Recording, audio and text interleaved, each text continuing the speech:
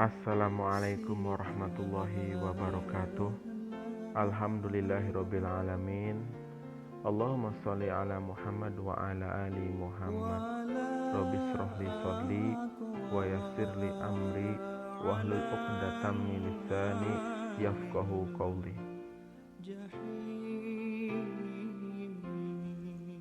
Kali ini saya akan menyampaikan sebuah tema menarik, yaitu psikoterapi Islam, solusi atas berbagai penyakit.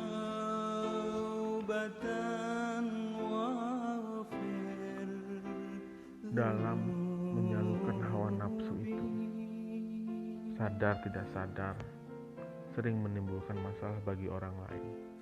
Jadi ada pihak lain yang terlanggar haknya atau teraniaya atas sikap seseorang yang kurang terpuji tersebut. Maka Allah Subhanahu wa Ta'ala memberikan peringatan keras terhadap orang yang berlaku aniaya atau berani melanggar hak yang menjadi milik orang lain. Lalu apa solusinya? Allah Subhanahu wa Ta'ala berfirman dalam surat Al-Baqarah ayat 186. Ini solusi dari Allah atas pemaparan yang saya tadi sampaikan. Dan apabila hamba-hambaku bertanya kepadamu tentang aku, maka jawablah bahwasanya aku dekat. Aku mengabulkan permohonan orang yang berdoa apabila ia memohon kepadaku.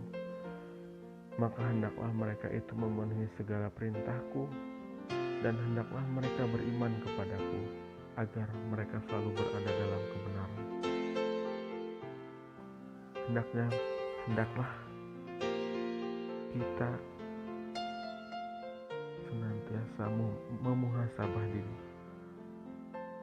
introspeksi diri, berpikir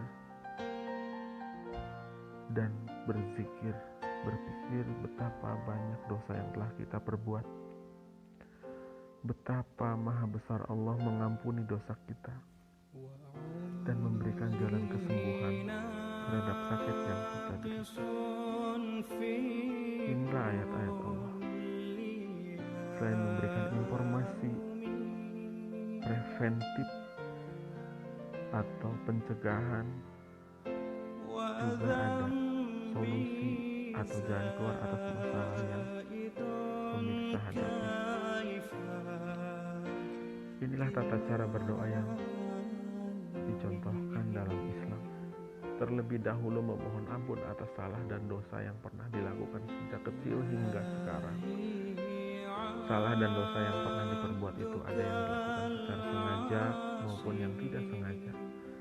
Ada salah dan dosa yang termasuk besar maupun kecil. Ada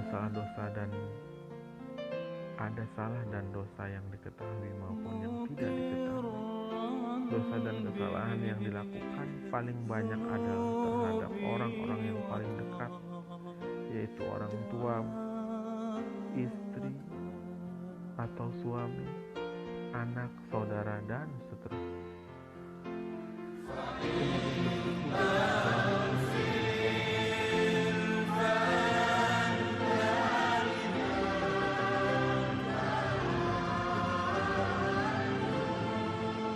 Karena Allah telah menegaskan, barang siapa bersyukur maka Allah menambah nikmatnya, dan barang siapa ingkar maka sesungguhnya azab Allah sungguh sangat pedih. Quran surat Ibrahim ayat 7. Yang terakhir, kita wajib menyampaikan permohonan maaf kepada Allah tentang apa yang kita telah perbuat.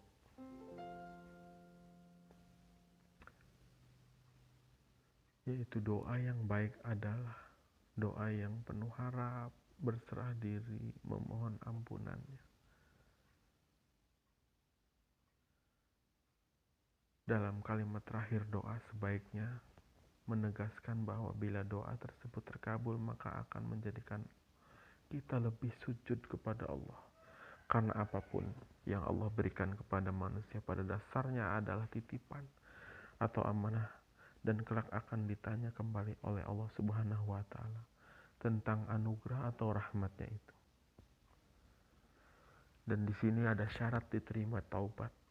Agar taubat seseorang diterima Allah Subhanahu wa taala, maka seseorang harus mengikuti persyaratan yang telah Allah gariskan dalam Al-Qur'an. Surat Al-Baqarah ayat 160. Kecuali mereka yang telah taubat dan mengadakan perbaikan dan menerangkan kebenaran, maka terhadap mereka itulah aku menerima taubatnya, dan akulah yang maha menerima taubat lagi maha penyayang.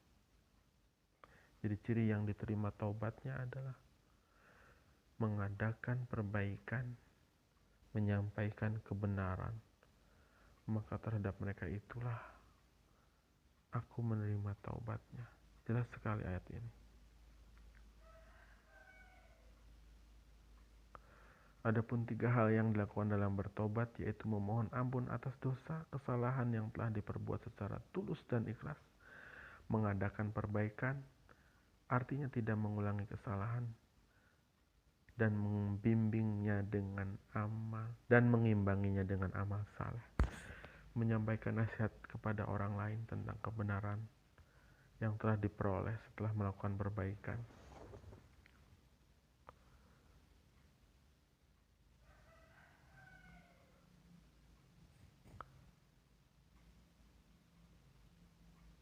Adapun fungsi psikoterapi Islam, yang pertama adalah fungsi pencegahan, yang kedua fungsi penyembuhan dan perawatan, fungsi pensucian dan pembersihan.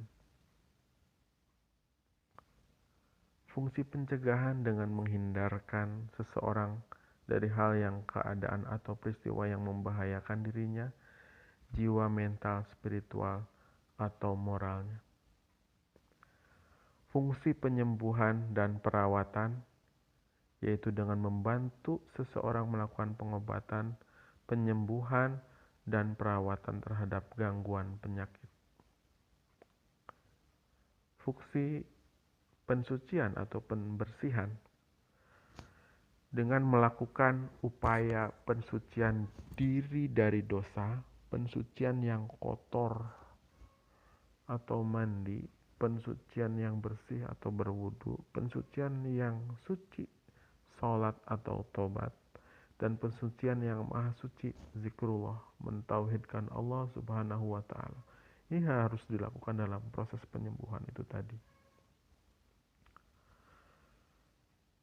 Jadi tujuan psikoterapi Islam pertama, memberikan pertolongan kepada setiap individu agar sehat jasmaninya dan rohaninya, menggali dan mengembangkan potensi esensial sumber daya insani, mengantarkan individu kepada perubahan konstruksi dalam kepribadian dan etos kerja, meningkatkan kualitas keimanan, keislaman, keihsanan, dan ketauhidan dalam kehidupan sehari-hari, mengantarkan individu mengenal, mencintai, dan berjumpa dengan esensi dari jati diri, citra diri, dan zat yang maha suci, yaitu Allah Subhanahu wa ta'ala.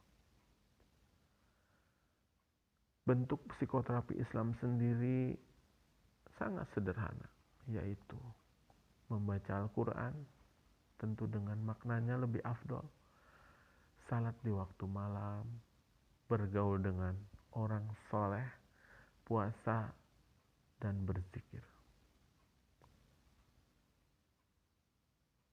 Membaca Al-Quran dimaknai sebagai upaya kita untuk membaca surat-surat dari Allah. Kadang kita sering lalai, manakala dapat surat atau pesan WA, kita buru-buru membukanya dan membacanya. Tetapi Allah memberikan surat sebanyak 114 surat jarang kita membacanya, apalagi mengamalkannya.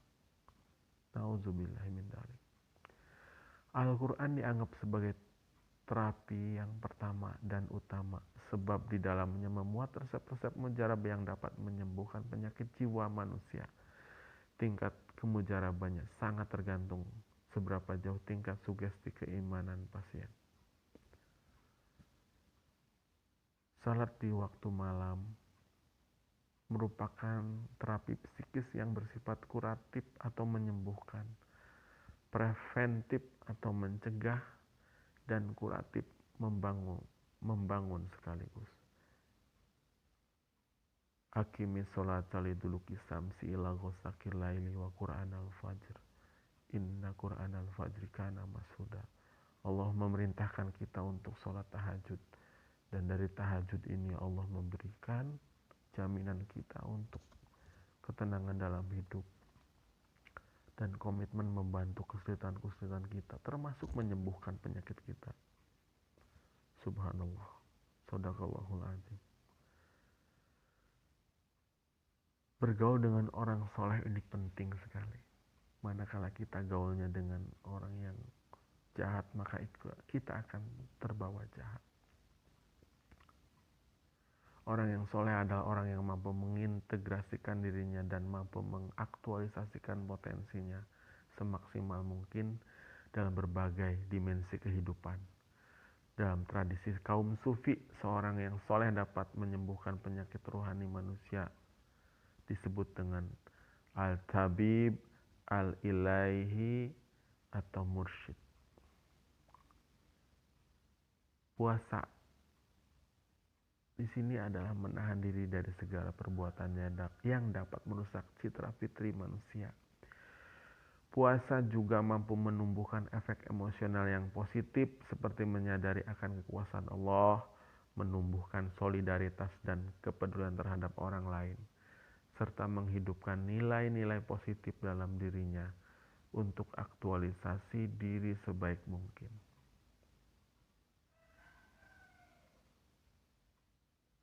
Berzikir kepada Allah dalam arti sempit memiliki makna menyebut asma Allah dalam berbagai kesempatan.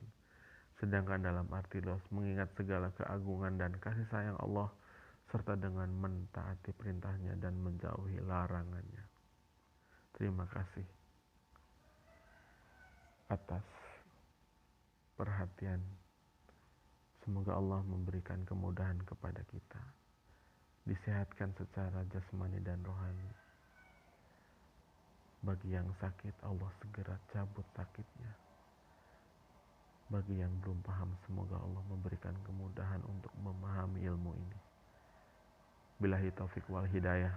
Wassalamualaikum warahmatullahi wabarakatuh.